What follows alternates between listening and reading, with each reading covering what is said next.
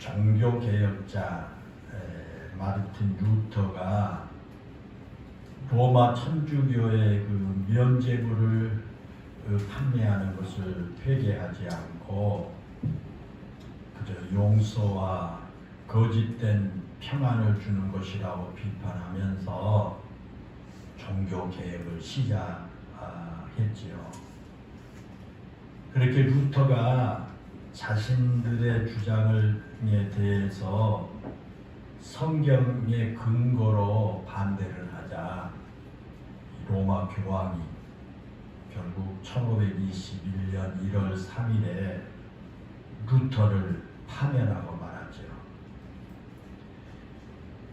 그러자 교황의 파면에도 불구하고 독일의 그 영주들이 보름스 회의를 열어서 루터에게 자신을 변호할 기회를 주었습니다. 그러자 루터가 그 보름스 회의에 참석을 해서 내 양심은 하나님의 말씀에 사로잡혀 있습니다. 나는 아무것도 철회할 수 없고 또 그럴 생각도 없습니다. 라고 당당하게 외쳤습니다. 그때 루터가 그 보름스 회의에 참석한다고 하는 것은 그에게는 큰 위험을 각오해야만 했습니다. 그러나 그런 가운데도 루터가 보름스 회의에 참석한 후에 비덴베르크로 돌아가던 중 무리들이 그 루터를 납치해가지고 바르트부르크 섬으로 가게 됐습니다. 그런데 그 납치는 다행히 그 프리드리히 3세가 계획한 것이었는데 그것은 루터의 생명을 위협하기 위함이 아니라 루터를 안전한 곳으로 대피시키기 위한 납치였습니다. 천만다행이죠. 루터가 아무런 도움을 받지 못한 상태에서 비덴베르크로 가다가 암살을 당할 수 있음을 잘 알고 있었기 때문입니다. 그렇게 해서 루터가 대적자들의 눈을 피해서 바르트부르크라고 하는 성에서 1년간 숨어서 지낼 수가 있었습니다.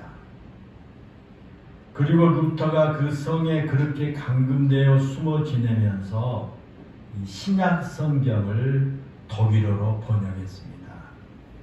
그래서 독일 사람들이 루터가 번역한 그 독일 성경을 읽으면서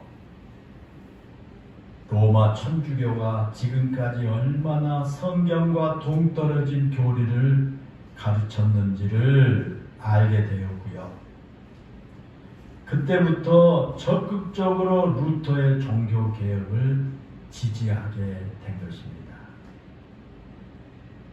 여러분, 그와 같이 종교개혁에 나선 루터는 너무도 고달픈 삶의 길을 걸어야 했습니다. 제가 왜 이 루터 이야기, 종교개혁 시대의 그때를 이야기하느냐 하면 핵심은 루터가 그 종교개혁을 하면서 너무도 고달픈 그런 삶의 길을 갔다라고 하는 것을 여러분에게 강조하고 싶어서 말씀을 드립니다. 로마 천주교의 그 교리가 성경과 다르다는 것을 알았더라도 그대로 로마 천주교의 주장을 따랐더라면 루터는 평생 평탄한 길을 걸었을 겁니다. 그 당시 그는 엄청난 힘을 가진 천주교의 신부였어요. 그리고 비텐베르크 대학교의 교수였습니다. 학생들에게 많은 인기를 얻었고요. 평안하게 삶을 살았을 겁니다. 그런데 루터는 진리를 따른다는 것 때문에 거짓된 주장을 그냥 묵과할 수 없었기에 로마 교황청에 맞서다가 신부와 교수직을 박탈했고요. 수많은 생명의 위험을 느껴야 했습니다. 그럼에도 불구하고 앞에서 말씀을 드린 것처럼 하나님께서 루터의 생명을 보호해 주셨습니다. 루터가 바르트부르크 성에 감금된 것은 하나님의 은혜였고, 신약 성경을 독일어로 번역함으로써 종교 개혁의 동력을 얻어서 개혁을 할 수 있는 힘을 얻게 된 것입니다. 비록 루터가 바르트부르크에서 감금된 1년의 삶이 종교 개혁에 엄청난 동력을 제공했다고 할지라도 거기서 1년 동안 감금대에서 살았다고 하는 것은요, 보통 힘든 게 아니었을 겁니다. 루터는 그와 같이 바른 신앙을 위해, 그리고 바른 교회를 세우기 위해 평안한 길을 거부하고 불편한 길을 선택한 것입니다. 불편함을 넘어 생명의 위협을 받는 험난한 길이었지만 루터는 끝까지 그 길을 포기하지 않았습니다. 그것이 바른 신앙으로 사는 길임을 알았기 때문입니다. 우리 현서가 오늘 오후에 이제 독일로 교환학생 공부하게 돼서 출발하는데, 이제 독일에 가게 되면 이 루터에 대해서 특별히 한번 잘 이제 보게 되면 그 현장에서 보게 됩니다. 독일에 가면은 이제 구교와 신교 아예 그 치열했던 그런 역사가 그대로 남아 있고요. 아주 기독교의 역사가 뭉신 풍기는 그런 분위기일 거예요. 현수에게는 이제 6개월 동안 공부하면서 아주 그동안 교회에서 듣고 배웠던 것을 실질적으로 눈으로 확인하는 그런 좋은 체험의 현장이 될 줄로 믿습니다. 사랑하는 여러분, 그렇습니다.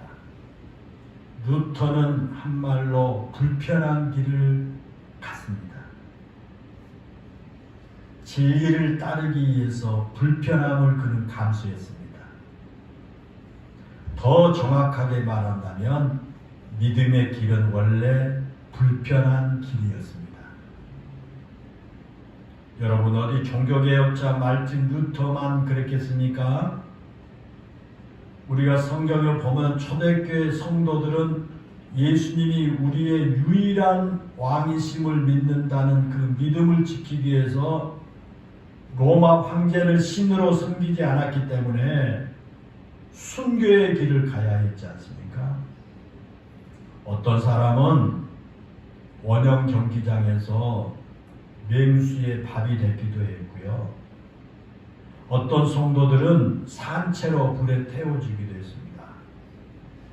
또 수많은 사람들이 신앙의 박해를 피해서 카타콤과 같은 지하 묘지나 지하 도시에 숨어서 살기도 했습니다. 만약 그들이 믿음을 포기해버렸다면 결코 그렇게 고통스럽게 불편한 삶을 살지 않아도 됐을 것입니다. 또 그들이 예수님을 믿는 것을 포기해버렸다면 로마 제국이나 주변 나라들에게 박해를 받지 않아도 됐을 것이고, 햇볕도 들어오지 않는 지하에서 불편하게 살지 않아도 됐을 것입니다. 그런데 그들은 신앙생활을 하면서 그런 불편함을 감내했습니다. 아니, 어쩌면 신앙생활은 불편하게 사는 것임을 알았기 때문에 어떤 사람은 평범한 삶보다 더욱 하나님과 가까이 하기 위해서 스스로 척박한 사막으로 들어가서 수도 생활을 하기도 했습니다. 이스라엘 그렇게 성지 답사를 쭉 가보면 사막 한가운데 수도원들이 있습니다. 그들이 생활을 바로 하기 위해서, 신앙을 지키기 위해서 그런 수도원에 들어가가지고요. 그런 그 수도 생활을 하기까지 한 겁니다. 얼마나 수도 생활이 불편하겠어요. 그걸 감수한 겁니다. 사랑하는 여러분, 지금 여러분은 어떻습니까? 여러분이 지금 신앙생활하는 것 때문에 불편함을 겪어보셨습니까? 내가 지금 교회 다닌 것 때문에, 내가 지금 오늘 예배드리러 나온 것 때문에 내가 불편함을 느껴보셨다는 겁니다. 신앙생활을 하는 것 때문에 지금 여러분의 삶의 불편함을 느끼고 계십니까? 신앙생활을 한 것이 참으로 불편하다고 느끼고 계십니까? 정확하게 말씀을 드린다면 신앙생활을 하면서 불편함을 전혀 느끼지 못한다면 두 가지 이유 가운데 하나일 겁니다. 잘 들어보세요. 하나는 세상의 가치와 세상의 방법을 따르지 않는데 매우 익숙한 성숙한 성도이든지, 내가 세상 방법이나 세상이란 모든 이 가치대로 살아가지 않는 그런 거에 대해서 아주 익숙해진 아주 성숙한 이 성도이든지, 아니면 이 세상을 살아가면서 신앙적인 삶을 살려고 전혀 노력하지 않든지, 그저 내가 교회만 가는 거지 내가 하나님 말씀을 중심으로 해서 신앙으로 믿음대로 살아가려고 하는 노력을 전혀 안 하든지, 그 두 가지입니다. 이 두 가지 가운데 하나일 겁니다. 하나는 아주 성숙한 신앙이든지, 아니면 아예 하나님 말씀은 그냥 말씀이고 나는 그냥 교회 가서 예배 드리는 그게 다한 것처럼 생각하는 그런 사람일 겁니다. 그런데 사실 이 세상을 온전히 등지고 이 세상의 방법을 전혀 따르지 않고 오직 믿음으로만 살 정도로 성숙한 성도는 없습니다. 목사님, 나는 그렇게 살고 있는데 아니에요. 정말 이 세상을 온전히 다 등지고 세상의 방법을 전혀 따르지 않고 오직 믿음으로만 살 정도로 성숙해진 성도는 없다고 말해요. 오죽했으면 세상의 유혹을 받지 않고 오직 하나님만을 바라보고 하나님과만 영적인 교제를 나누겠다고 세상을 떠나서 깊은 사막으로 들어갔겠습니까? 오직했으면 그 수도원이 생겨났겠냐는 말이에요. 오직했으면 우리나라에 그 기도원이 생겨나고 그랬겠습니까? 수도원은요, 기도원과 차원이 더 달라요. 거기는 아주 사막 험한 곳에 집을 지어놓고요, 밖에도 나오지 않고 거기서 자족하면서 오직 하나님 묵상하고 기도하고요, 그렇게 살아가는 거예요. 오직했으면 그렇겠어요. 그들이 사막에 들어간다고 한들 세상의 유혹이 전혀 없었겠습니까? 그렇게 불편함을 감수하는데도 그들은 깊은 사막에서 인간적인 욕망과 세상으로부터 끊임없는 유혹을 받아야 했습니다. 그러기에 우리가 이 세상에 발을 붙이고 살아가는 한 우리는 이 세상의 유혹을 받을 수밖에 없고요, 그런 세상의 방법을 따르지 않고 믿음의 길을 가려고 한다면 반드시 불편함을 겪을 수밖에 없다는 겁니다. 여러분 이해하시겠습니까? 그래서 마태복음 7장 13절부터 14절에 보면요, 예수님께서 뭐라고 말씀합니까? 좁은 문으로 들어가라. 멸망으로 인도하는 문은 크고 그 길이 넓어 그리로 들어가는 자가 많고, 생명으로 인도하는 문은 좁고 길이 협착하여 찾는 이가 적음이라, 그런 말씀하셨죠. 여러분, 예수님께서 왜 우리에게 좁은 문으로 들어가라고 말씀하셨을까요? 왜 크고 넓은 길이 아닌 좁고 현처가 협착한 길로 가라고 말씀하셨을까요? 그것이 바로 우리 성도들이 가야 할 길이기 때문입니다. 그것이 바로 예수님의 제자로 사는 사람들이 가야 할 길이기 때문입니다. 그것이 바로 생명이 있는 길이기 때문입니다. 오늘 본문에 나온 한 사람을 생각해 보십시다. 그 사람이 누굽니까? 예수님의 제자로 부르심을 받은 마태지요. 오늘 본문 딱 한 절 읽었습니다. 그런데 거기에 마태라는 사람이 나옵니다.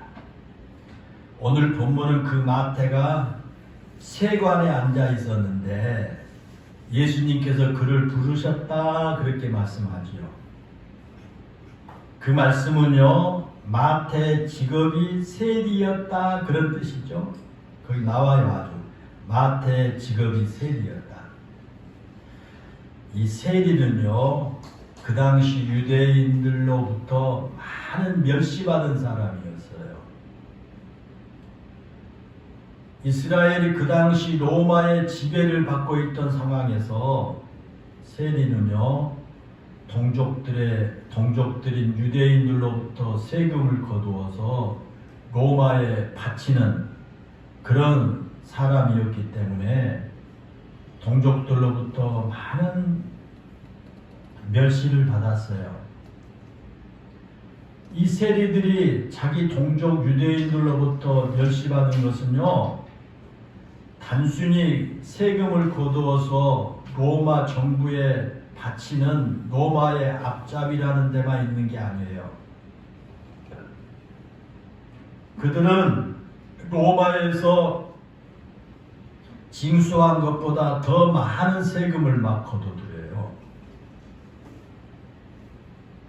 그렇지 않아도 힘든 삶을 살아가는 유대인들에게 혹독할리만큼 세금을 막 거둬들여서 일부는 로마 당국에 보내고요, 나머지는 자기들이 착복한 거예요.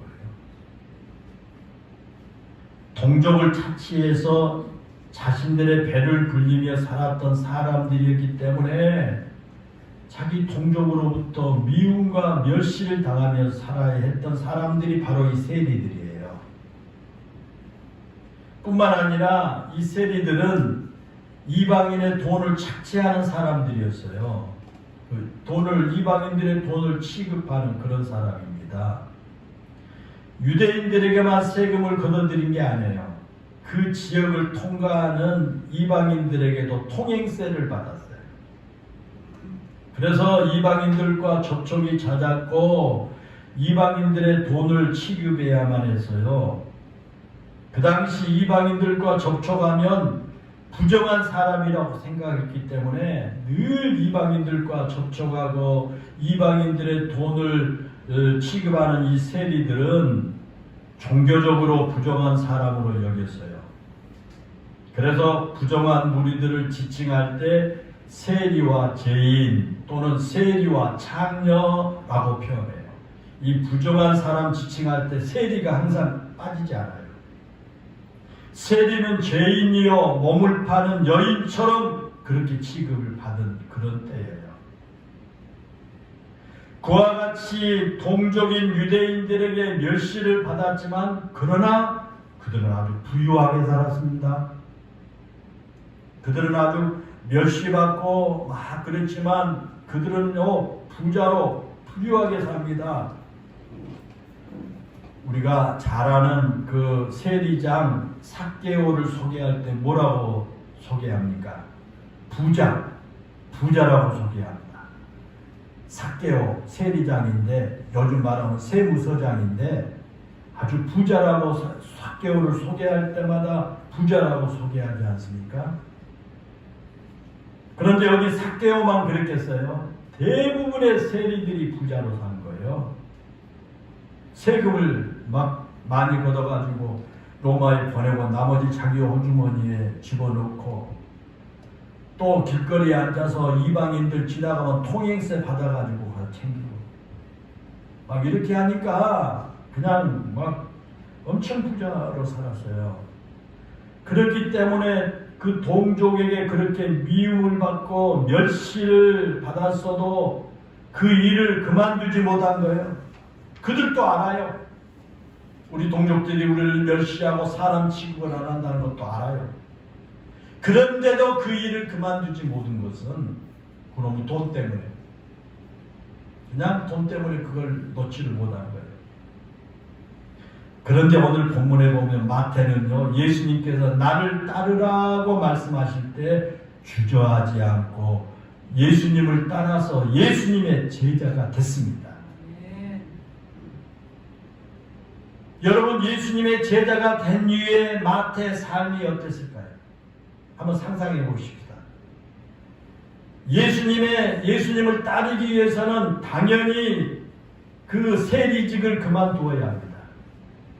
그러지 않겠어요? 그러면 수입이 적어집니다. 그렇죠? 지금까지는 미움을 받기는 했어도 아주 부유하게 살았습니다. 돈 걱정을 않고 살았어요. 그러나 이제는 궁핍하게 살아야 합니다. 이 세무서에서 사표 내고 나면 예수님을 따르면 이제부터는 궁핍하게 살아야 돼요. 물론 예수님의 제자가 되어서 산다는 것이 굶주린다는 것을 의미하지 않지만 결코 물질적으로 세무서 다닐 때보다 풍요롭게 살지 못해요. 어쩌면 겨우 생명을 유지할 정도로만큼만 먹고 살았을 거예요. 세리로 있을 때는 좋은 집도 있었을 거예요. 그러나 예수님은 머리 둘 곳조차 없다고 말씀하신 것처럼 어디다 정해놓은 거처도 없이 떠돌이 생활을 예수님이 하셨습니다. 때문에 그 예수님을 따라다니면서 예수님의 제자가 사는 것도 역시 그럴 겁니다. 편안한 집에서 가족들과 함께 단란하게 보낸 게 아니에요. 거치할 곳조차 정해지지 않는 떠돌이 생활을 해야 합니다. 정말 불편하기 짝이 없습니다. 먹을 것, 잠자는 것, 생활하는 것 등 어느 것 하나 예수님의 제자가 되기 이전보다 나아진 것이 없습니다. 모든 것이 불편할 뿐입니다. 그런데 그런 것을 잘 알고 있음에도 불구하고 마태는 기꺼이 예수님의 제자가 됐습니다. 오늘 본문에 보면 짧게 기록한 것처럼 예수님께서 제자로 부르실 때 마태가 주저했다는 느낌은 전혀 받지 않습니다. 예수님께서 마태에 나를 따라오라고 하니까 잠깐만요. 하루만 더 시간 주십시오. 주저했다는 것 전혀 없어요. 그런 느낌이 없어요. 예수님께서 나를 따르라고 말씀하니까 즉시 일어나 예수님을 따랐다 그랬어요. 예수님을 따르는 길이 불편한 삶을 살아야 한다는 것을 잘 알면서도 그는 주저하지 않고 불편한 길을 가겠다고 따라 나선 겁니다. 만약 마태가 그런 불편함을 감수하지 않았다면 결코 예수님의 제자가 되지 않았을 겁니다.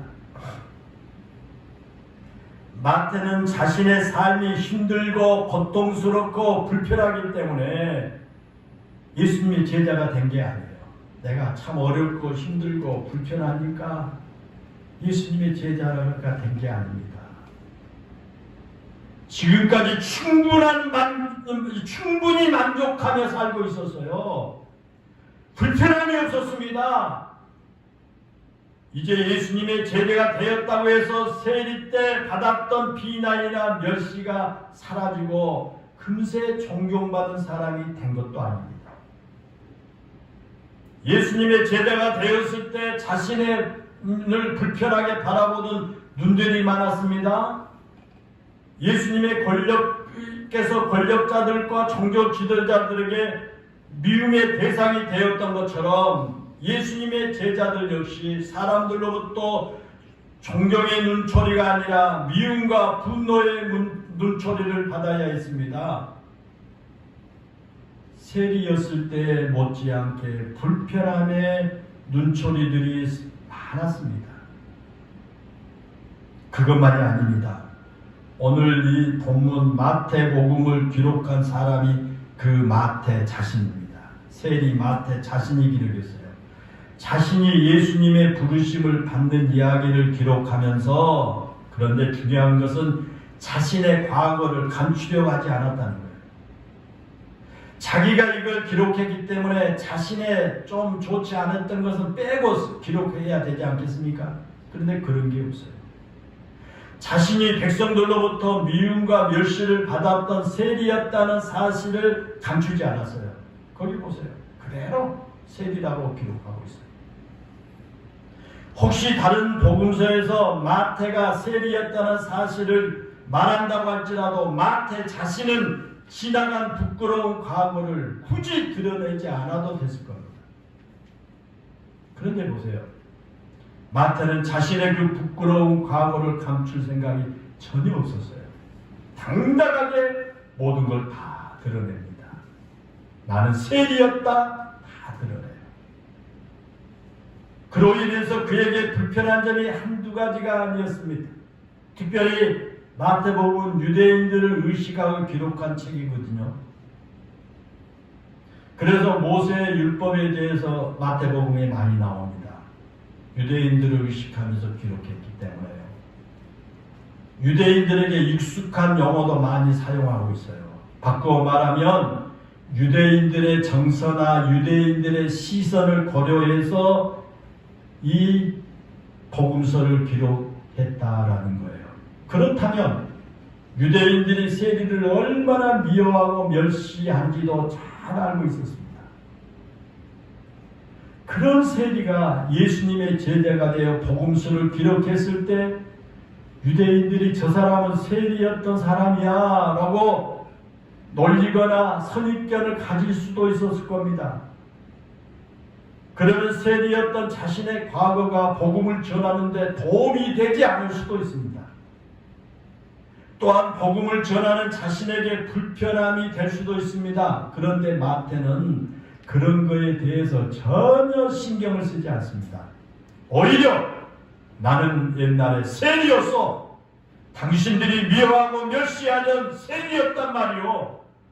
예수님은 이런 나를 나도 제자로 삼으셨고 나를 사랑하셔서 이것이 예수님의 사랑이요 라고 외치고 싶어한 것처럼 당당하게 자신이 세리였다는 사실을 자신이 쓴 이 마태복음에 기록하고 있는 겁니다. 사랑하는 여러분, 그렇습니다.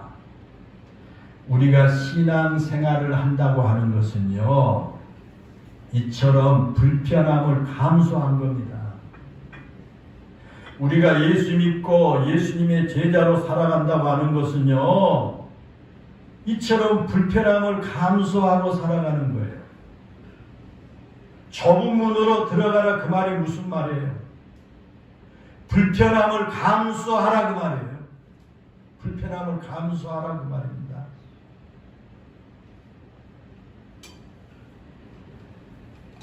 이 신앙생활은 평안하고 안락한 생활을 하는 대신에 불편한 삶의 길을 선택한 것이 신앙생활을 하는 겁니다. 여러분들은 그 길을 선택했습니다. 예수님을 믿기로 작정했다고 하는 것은요, 세상의 길이 아닌 생명의 길을 선택한 것 아닙니까? 그 생명의 길이 어떤 길이라고 예수님 말합니까? 그 생명의 길은 좁고 협착한 길이라는 거예요. 평안하고 형통한 길을 가는 게 아니에요. 불편하고 힘든 길을 가는 것이 신앙생활이요. 예수를 믿는 사람들의 삶이요. 제자들의 삶이요. 특별히 직분 받아서 이 교회에서 영향력 있는 직분을 받을수록 이런 불편함을 감수하면서 사는 길이다라는 것을 여러분 알아야 됩니다. 그렇다면 사랑하는 여러분은 어떻습니까? 여러분이 지금 그리스도인이란 것 때문에 불편을 감내하고 계십니까? 신앙생활을 한다는 것이 불편함을 감내하는 것이라는 사실을 여러분 몸소 체험하면서 지금 살고 있습니까? 우리는 그리스도인이기 때문에 때로는 억울한 일을 당해도 참아야 하잖아요. 그거 참는 게 얼마나 불편해요.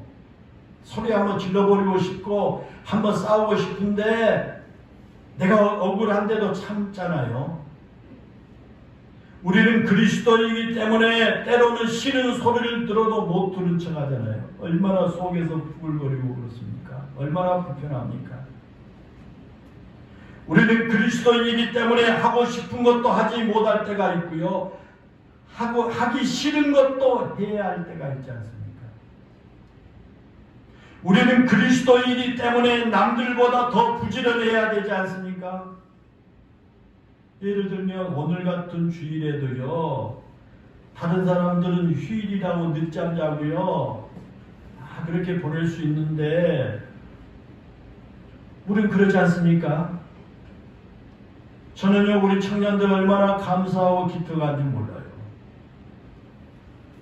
일주일 내내 직장생활 하면서 시달리고 하다가 모처럼 주일날, 여러분 세상 친구들처럼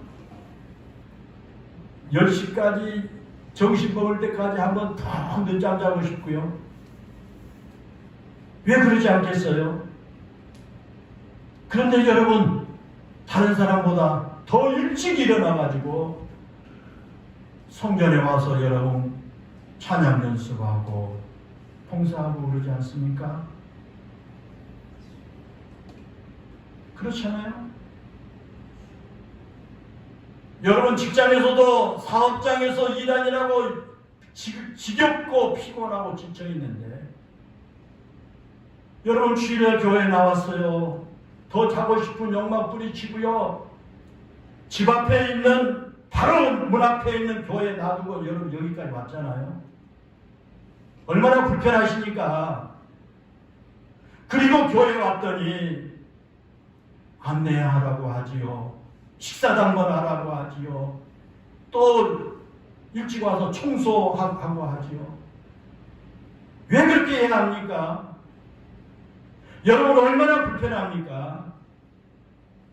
그러지 않습니까? 그런데 우리는 다른 사람들보다 부지런해야 할 날이 바로 오늘 주일 아닙니까? 늦잠도 자지 못하고 이른 아침부터 바쁘게 준비해서 교회에 나와야 되고요. 남들처럼 게으름을 피울 여유도 없습니다. 우리가 이 세상을 살아가면서 예수님을 믿는다는 것 때문에 불편하고 불이익을 당하고요. 어려움을 겪어낼 때 우리는 하나님 품 안에 거하는 것이 얼마나 기쁜 일을 알게 될 겁니다.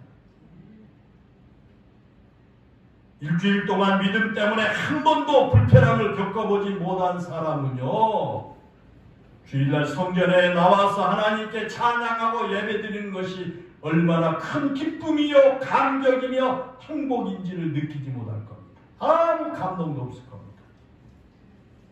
오히려 성전에 나오는 것이 더 불편할 거예요. 그런 사람에게 예배의 자리는 평안의 자리가 아니라 가시 방석 같을 것입니다. 세상을 살아가면서 예수를 믿는다는 것 때문에 손해를 보고 억울해도 참아본 사람이 하나님 앞에 나와서 예배를 드리는 것이 얼마나 큰 위로가 되는지를 느끼게 됩니다. 내가 손해를 본 것을 하나님께서 보살펴 주신다는 그 사실을 예배를 통해서 느끼게 되고 말씀을 통해서 깨닫기 때문입니다. 때로는 우리가 예수님을 닮아가기 위해서 무던히 노력을 했지만 실패했던 그 부끄러운 모습일지라도 그런 우리를 외면하지 않으시고 사랑한다고 말씀해 주신 그 음성으로 인해서 우리가 다시 믿음으로 살아갈 용기를 얻게 될 것입니다. 여러분, 우리는 지난 2년 반 동안 정말 지겨운 코로나로 인해서 많은 불편을 겪으며 살아왔지 않습니까? 그렇죠? 그래서 코로나 이전에 살았던 우리의 일상이 지금 생각해 보니까 얼마나 큰 축복이었는지 생각할 수 있습니다. 코로나가 이 나라를 점령하고 난 이후부터 무덥고 답답할지라도 마스크를 써야 하고요. 만나고 싶은 사랑하는 사람들과의 만남도 미뤄놓아야 하고요. 누군가가 나에게 가까이 다가오면 혹시나 하는 마음에 뒷걸음질을 쳐야 하고요. 가고 싶은 곳에도 가지 못했습니다. 평소에 편리하게 사용하던 식당도 거리두기를 해야 했고요. 여러 명이 함께 회식하며 대화하던 시간들도 갖지 못한 채 때로는 애로이 식사를 해야 할 때도 있었습니다. 편리함이 사라지고 매우 불편한 시간을 보냈지 않습니까? 그리고 앞으로 그런 불편한 시간들이 얼마나 더 지속될지 지금 아무도 알 수 없는 그런 답답한 상황에 놓여 있습니다. 그러나 여러분, 우리는 그런 불편함 속에서 지혜를 얻었고요. 그동안 잊고 있었던 것들의 소중함을 깨달았기도 했어요. 코로나가 극심해서 공장이 멈추고 자동차의 매연이 줄어들자 자연 생태계가 살아났다고 합니다. 생태계가 회복됐습니다. 평소에 가까이 하던 사람들을 만난다는 것이 얼마나 소중한 것인지도 알게 됐습니다. 내가 편리하기 위해서는 누군가가 희생해야 하고요. 누군가가 고생해야 한다는 사실도 깨달았습니다. 저는요, 그런 깨달음이 오랫동안 우리에게 남았으면 좋겠습니다. 사랑하는 여러분, 그리스도인은 불편을 감수하며 사는 사람들입니다. 예수를 믿는 사람으로 산다는 것은 예수님이 그렇게 말하셨던 것처럼 불편하게 사는 것입니다. 내 마음대로 하고 내가 하고 싶은 대로 다 하며 사는 사람은 결코 그리스도인이 될 수 없습니다. 교인은 될 수 있습니다. 교회에다가 이름만 올려놓고 왔다 갔다는 할 수 있습니다. 그러나 구원받고 하나님 나라 가는 이런 진정한 성도는 될 수 없습니다. 세리마태는 불편할 줄 알면서도 기꺼이 예수님의 제자가 되기로 결심했고 예수님을 따랐습니다. 불편할 줄 알면서도 자신이 세리였다는 사실을 당당하게 자기가 쓴 마태복음에 기록하고 있습니다. 그렇기 때문에 그는 한 세기를 살아간 수많은 세리 중 하나로 끝난 것이 아니라 수많은 사람들에게 복음을 전하는 전도자가 되고요. 하나님 나라를 전하는 마태의 복음의 저자가 된 것입니다. 사랑하는 성도 여러분, 우리 그리스도인은 불편함을 감수한 사람들입니다. 불편함을 불편함으로 바라보지 마시고요. 그것이 생명의 기름을 기억하며 사시기를 바랍니다. 그 불편함 속에 하늘의 생명이 깃들어 있음을 기억하고 기꺼이 그 불편함을 감수하며 사시기를 바랍니다. 갈라디아서 5장 23절에 보면요, 절제가 성령의 열매라고 말씀하죠. 그런데 그 절제는 스스로 불편함의 자리에 들어가는 것이 절제입니다. 내가 하고 싶은 것, 내가 하기 싫은 것, 절제는요, 스스로 그 불편한 자리에 들어가는 게 절제예요. 내가 불편함을 들어가지 아니하고 내가 절제? 그건 말이 안 되는 거예요. 하나님의 영광을 위해서 기꺼이 스스로 불편함을 선택하는 것이 절제입니다. 내가 지금 하고 싶은 것이 있지만, 나의 욕망이 있지만 하나님의 영광을 위해서 내가 불편함을 선택해요. 내가 안 하는 거예요. 그게 절제입니다. 그리스도의 복음을 위해서 기꺼이 스스로 불편함을 선택한 것이 절제인 것입니다. 그러나 여러분, 이 불편함은 불편함으로 끝나지 않습니다. 그 불편함 속에는 생명의 씨앗이 나오게 됩니다. 그 불편함은 하나님께 가까이 가는 방법입니다. 그 불편함은 자기 절제를 통해서 그리스도를 닮아가는 길인 것입니다.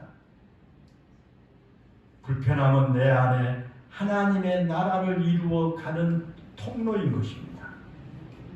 그리스도인은 불편함을 감수하는 사람입니다. 기도하겠습니다.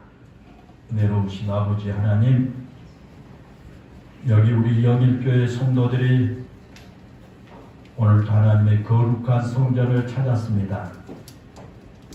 오늘 우리에게 주신 말씀, 세리였던 마태가 부유하게 살고 세상것 부족함이 없이 살았던 그가, 전혀 불편함을 갖지 못했던 그가 예수님을 따르고 예수님의 제자가 되기 위해서 스스로 불편함 속으로 들어갔던 그 세리 마태, 오늘 살아가는 우리 성도들에게 귀한 교훈을 주고 있는 줄로 믿습니다. 우리가 예수님을 따라가고 예수님의 제자가 되고 그리스도인으로 살아가는 것은 우리도 세리 마태와 같이 불편함을 감수해야 된다고 하는 이 사실을 우리 영일교회 모든 성도들이 깨닫게 해 주옵소서.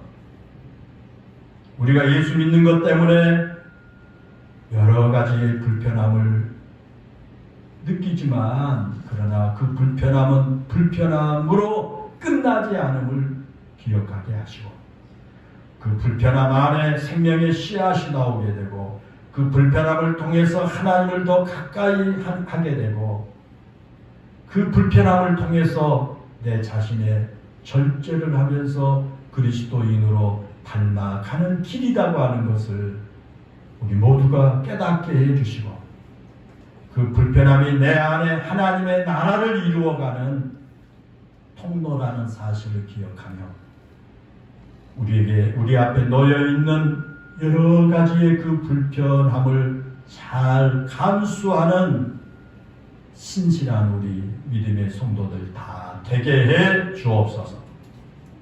예수님의 이름으로 기도하옵나이다. 아멘.